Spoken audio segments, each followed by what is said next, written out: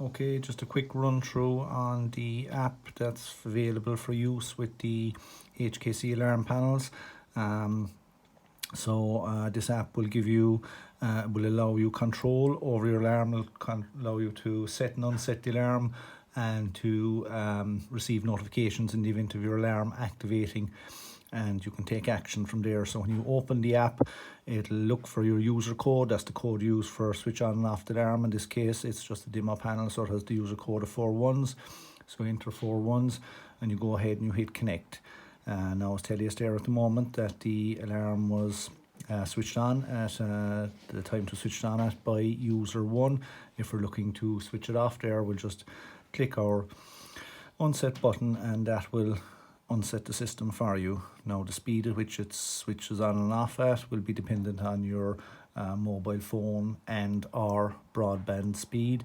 The unit that we've in the alarm system here is a GSM SE, which means it runs on the mobile phone network with the world SIM in it, and it picks up whatever the strongest signal is when it's being set up, and it runs on that network. And it also has a backup of connecting to your broadband if broadband is available, and if anything happens, the mobile phone signal, it'll flick over onto the broadband signal. So it's just showing us that we're in unset mode there at the moment. We also have our option of our part sets, whatever way our system would have been set up. For the part set, we can go ahead and we can select the part set there, and we'll set the part set for us depending on how the system has been set. So that's just scrolling on there, and that's showing that we have our part set A, and again, just to unset, we will unset. Now, just in terms of setting, in the full set mode, the default setting is there is no exit timer, but you can have the system programmed to allow you to have an exit timer. But if you think about it, normally you'll be setting from outside the building, or most people will be setting from outside the building, so no real need of an exit timer in most cases, but you do have the option of it. So that's your home page, if you like, your arming page. That'll tell you the status of the system.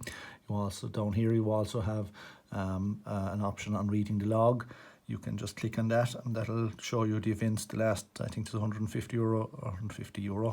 user events in the log, and that'll show you when it's set, unset, who's doing the setting and unsetting, etc. Your next button over here is your input button. That's your zones on the alarm system.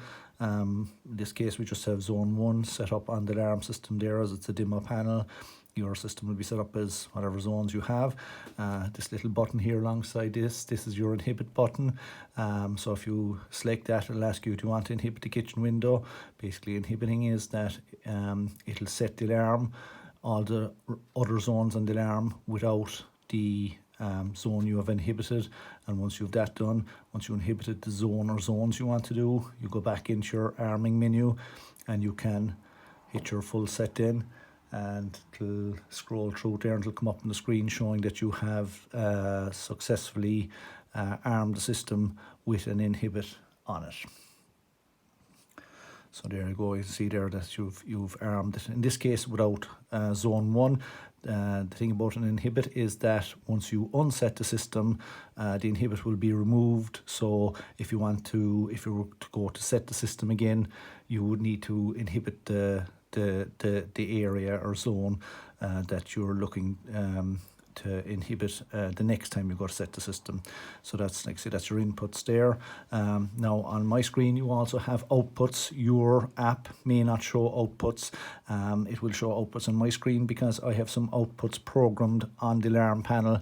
If you don't have outputs programmed on the alarm panel, you won't see the output icon, but you have the option of maybe using the app to open gates or turn on lights, or turn on, there's also an option on heating, and you can just your slider there, just selecting that will, give one quick pulse. If it's connected onto the gate, that'll open the gate and then you'll turn it back off. Lights, you can again you can turn on once it's connected up to whatever format to the lights. That will turn on your lights and you can leave them on permanently. Or you also have the option of selecting a time and a date to leave the lights on for. So that's your outputs. Your keypad functions in exactly the same way as the keypad on your alarm system does. Site settings and app settings, there are some settings you can change in there. You would say, notably, if you want to be notified of comms fails or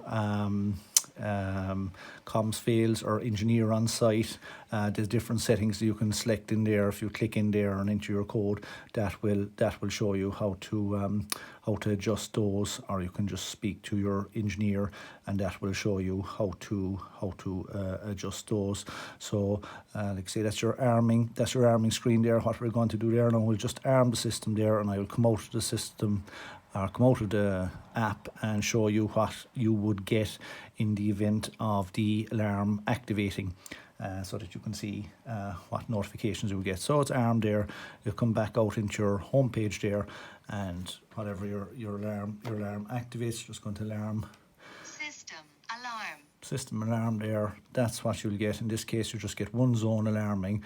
What you do is you open up your app, go in as we showed you before, and unset the system, and it'll tell you what zones are in trouble, and you can then go ahead and reset the system at that stage, and remotely from anywhere that you are, once you have broadband, once you have data coverage on your phone. Okay, thank you.